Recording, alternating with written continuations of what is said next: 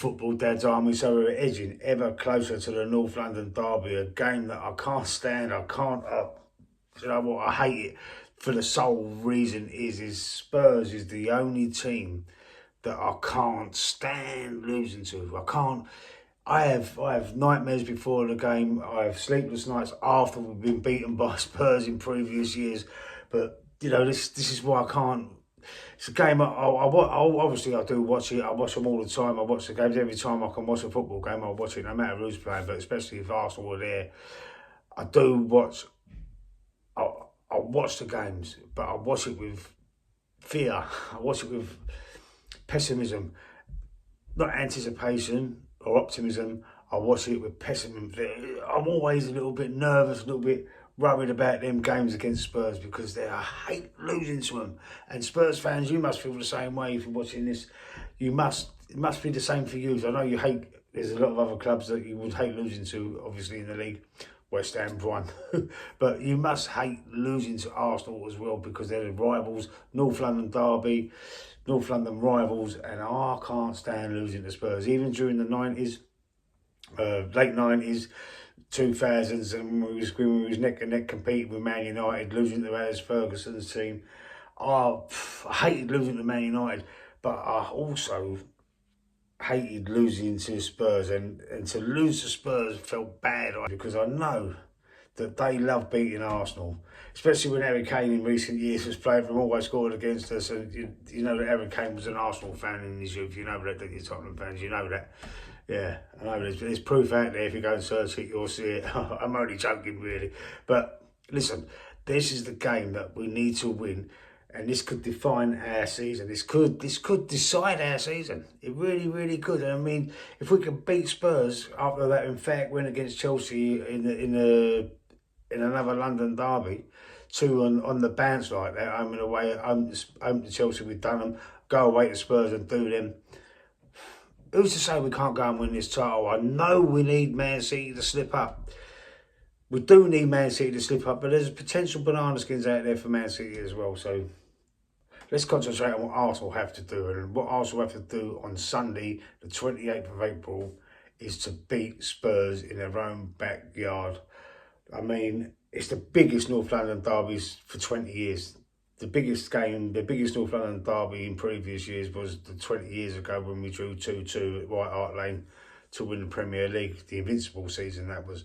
So this is the biggest North London derby for me since then. Since that title winning draw at White Hart Lane, this game on Sunday is the biggest game for me. And you know, Martin Odegaard has been the standout player in the last few games. You've got to look at how well he played against Chelsea. And I know they've got their own brilliant boss man in midfield, Yves Bissouma. Now, this is a battle I'm going to be paying attention to. That's why they're both on the front now. I want to see if Martin Odegaard can still turn up for these big games, because it's always been said about him that he doesn't turn up for the big games. But it was a big game against Chelsea, make no mistake about that. But Enzo Fernandez in midfield, you know, the jury's still out of him. What does he do? Is he a DM? Is he an 8? Is he a 6? What is he? Don't know. I don't even think Chelsea knows what he does. But listen, we know that Yves Bissouma is a great number 6, and we've got our own now fully fledged number 10 in Martin Odegaard, because the way he played against Chelsea, he was unplayable. He was absolutely unplayable, and there wasn't anybody on that pitch that could pocket him, knew what he was going to do, all the little flicks, the little one give and go runs all around, you know, the little Cruyff turns he was doing. He was unbelievable. He was, you know, that's the best game I've seen him play, and he's got to keep that form going into this Tottenham game. But Yves Bissouma is a good defensive midfield player. This is it. This is the test. This is the biggest test of the season for Martin Odegaard, in my opinion. Away to Spurs, in a Spurs team that play very well, score plenty of goals. They do play with that eye line though, and that could play into Arsenal's hands. And I'm hoping that they do continue to play with that eye line.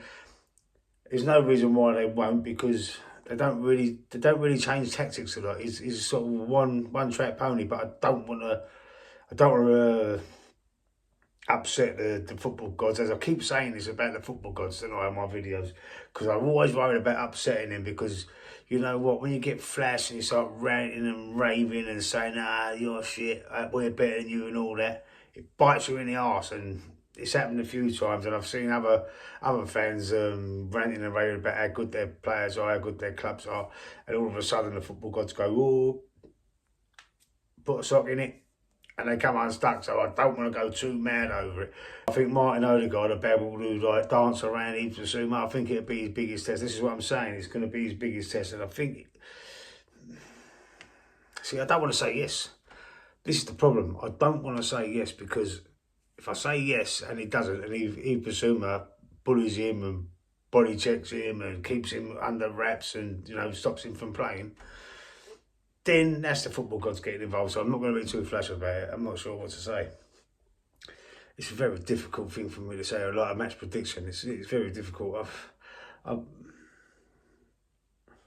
Also, we've got Leandro Trossard, who's started really playing really well. He's taking advantage of the fact that Martinelli's lost a little bit of form, little injuries. Trossard was coming off the bench and got a couple of goals, but he's been starting the last couple of games, and he's took it in his stride, and he was brilliant against Chelsea as well, scoring a goal.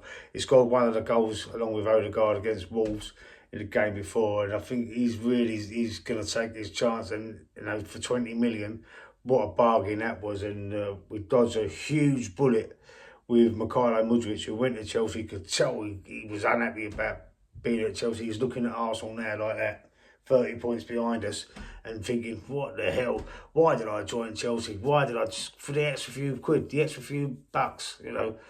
They got an extra few quid for playing for Chelsea and knocking back Arsenal. But now look, now he's made the wrong decision. But it was a great decision for us, because he ain't been very good at all. He's, you know, he couldn't lace Lisandro Trossard's boots at the moment, could he? Let me know what you think in the comments about that one. Also, Moses Caicedo, you know, he was probably Chelsea's best player against Arsenal, but he was still rubbish. He's still, you know, we dodged a bullet with him as well. We did try and get him, but then we got Declan Rice. You know, we made two great footballing decisions there. This is Arteta and his backroom staff, and you know, all the coaches around him. And you know, we went for Caicedo, didn't get him, got Declan Rice. We went for Mikhailo Mudryk, didn't get him, got Leandro Trossard. You know, great decisions there. But the point of this video is obviously the North London derby, and I'm not going to put in a score prediction. I'm afraid I can't bring myself to do it. I can't bring myself to tempt fate. I mean, I know I've watched a few Tottenham fan videos, and they're not confident either. They're worried about Ange ball, as they called it, where he plays that eye line. He said, we're going to play into Arsenal's hands, but he won't refuse. He refuses to change, and he done it against Chelsea. Even when they went down to 9 men, they still played that eye line, and they did get battered. But they got battered by Newcastle in their last game. Don't forget, they ain't played for, I think it's nearly 2 weeks. I think it'd be 2 weeks by the time Sunday comes around. I think it'd be two. Was it 2 weeks ago that Spurs battered them? Not Spurs. Newcastle battered Spurs. I think it was. Yeah, so they're coming off the back of I think that was 4-0 or 5-0 or something, if I remember rightly. I'll have to check that one. But yeah, they did get battered by Newcastle, didn't they? And they haven't played since. So now they're coming back. They'll probably be reinvigorated, refreshed. But we've had a few little more games in between. But does that affect the match fitness? Are they playing in their under-23s, their players? What are they doing for them 2 weeks? Have they had a rest? I don't think they've gone to Dubai. I don't think they've done anything like that to rejuvenate themselves, have a warm training camp or anything like that. I don't think they've done that. But we're going there. We're going to White Hart Lane, or the Tottenham new stadium. I don't know what it's called. I keep forgetting. And we're going to give it a good go. I mean, I see the passion from Mikel Arteta. I watched a bench cam thing in the Chelsea game, and I see the passion from him. I see he really wants it as well. He's not one of these lethargic managers. He won't stand there in a technical area like that and like smile when a goal goes in, like Jurgen Klopp did against Everton when Dominic Calvert-Lewin scored that header. He was just smirking and smiling. I see online the Liverpool fans went ballistic over it. It was crazy. It was fun to watch though.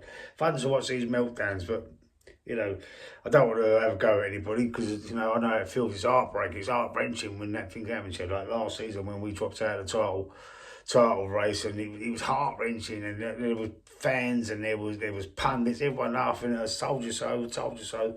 You know, sometimes there's no need for it, but I ain't like that anyway. I'm not gonna pop off at anybody or laugh at anyone because their club loses. But, you know, let's hope that Arsenal can stay up with Man City, win this game on Sunday at White Hart Lane, Tottenham's new stadium, and, you know, keep the fear and the hatred going for us. Let's keep it going. Anyway, stick a like on the video, subscribe to the channel, and I'll see you soon.